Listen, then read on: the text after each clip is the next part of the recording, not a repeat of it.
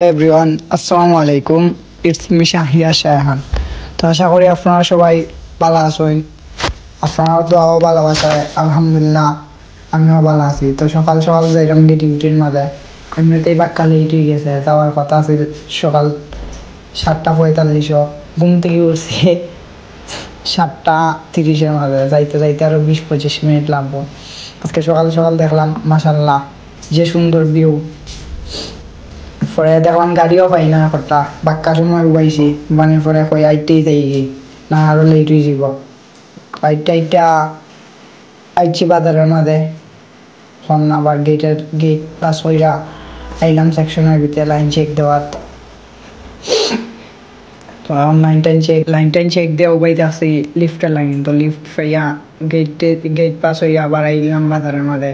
তো বাজারের মাঝে আওয়ার পর ফাইলাম সিনাফুরি। তো পাইয়া ফোন আমরা বাসার দ্বারেরই। তো তাই নিলে মারতে মারতে তাই কইলা যে বাসার যাইবা। পরে চাটা খাই এলাম দুজনে, আর দেখতে পারলাম কিছুদের মাঝে কি ঘুম।